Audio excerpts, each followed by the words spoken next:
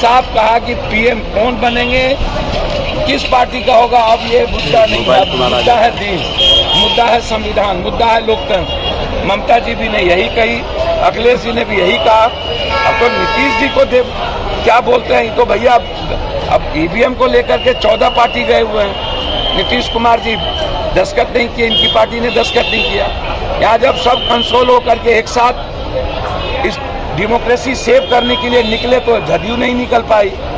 तो नीतीश कुमार जी से और तेजस्वी जी से आग्रह करेंगे हम, अहंकार को हटाइए, खत्म करने की जरूरत है। अहंकार से अब ये देश नहीं बचेगा। वो बोलते हैं कि ड्राइविंग सीट पर जो जहां क्षेत्रीय पार्टी है उसको दीजिए। तेजस्वी जी 2024 में मोदी जी आ गए न तो ड्राइविंग सीट तो छोड़िए, खलासी के सीट पर भी बैठने के लायक नहीं रहने देगा।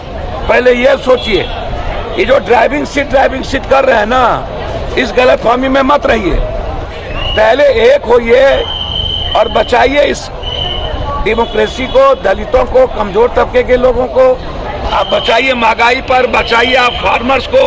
बात यहाँ करिए, बात करिए कि क्या एजुकेशन सिस्टम बचेगा कि नहीं, क्या ओबीसी एजुकेशन में जा पाएंगे कि नहीं, नौकरी मिलेगा कि नहीं। बात आप यहाँ करिए।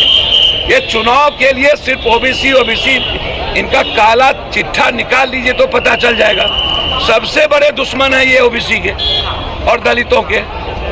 ये बात करते हैं बड़ी बड़ी। तो इसीलिए राहुल जी, मुझे नहीं लगता मोतीलाल नेहरू और इंदिरा गांधी, राजीव जी का सही। सुशील मोदी का तो कहना है ये करोड़ों ओबीसी लोगों को अपमानित किया है राहुल। सुशील मोदी जी के पहले ये न पूछिए कि उनका कौन कौन अपमान किया है। आप इनको पूछिए, यहाँ जो मंत्री थे पटना साहब के क्या नाम, रविशंकर, उनको क्यों मंत्रिमंडल से हटाया। और सुशील मोदी को बीजेपी तवज्जो क्यों नहीं देती है। इनको ये पूछिए, नीरव मोदी और ललित मोदी कौन जात है जहाँ पर वो हैं।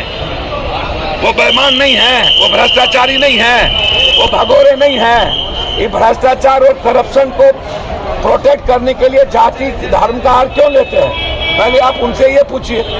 और दूसरा चीज आप उनसे यह पूछिए, सुशील मोदी जी से, बहुत क्लियर।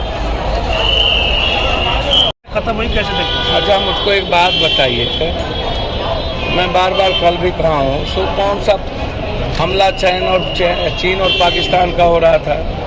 ये जब आप इसको ऐसे सोचिए, जब इनके मंत्रिमंडल में बाबू वरी राय जी थे, नरेंद्र मोदी के मंत्रिमंडल में, जब उनको सजा 3 साल की हो गई, तब वो मंत्री भी रहे, जेल भी नहीं गए और 2014 में बरी भी हो गए। राहुल गांधी जी से इतना डर क्यों, डर किस बात। जब आप कंप्लीट रूप से करप्शन से दूर हैं तो जेपीसी का डिमांड आप मांग क्यों नहीं लेते हैं। आप जब 56 इंच के सीना आपको है, मैं भी मान लिया आपको है, तो आप जेपीसी मान लीजिए, 56 इंच का सीना स्वीकार हो जाएगा। आप बदले की भावना से जो बात हम बोल रहे हैं देश दुनिया में कि ये डेमोक्रेसी खतरे में है, संविधान से ऊपर बात हो रही है, सारी व्यवस्थाएं समाप्त हो रही है, तो वो आप देख लीजिए। आप कहाँ क्या बात, आप नीरव मोदी या ललित मोदी भ्रष्टाचार के खिलाफ बोलने पर इतना बड़ा गुनाह कौन सा था।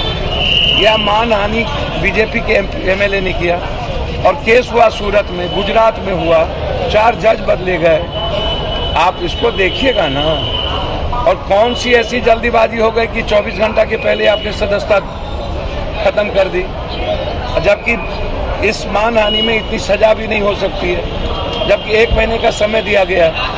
तो आप लगातार जिस तरीके से, और उसके बाद आप राजनीति शुरू कर देते हैं जात की, तो आप हमको बताइएगा ना कि ओबीसी की बात आप करते हैं तो जाति जनगणना के सबसे बड़े दुश्मन क्यों।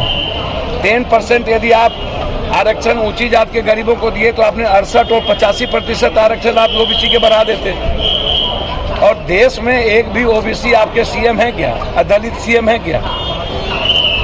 आप प्रमोशन में देख लीजिए या बड़ी बड़ी यूनिवर्सिटी में आप एडमिशन को देख लीजिए।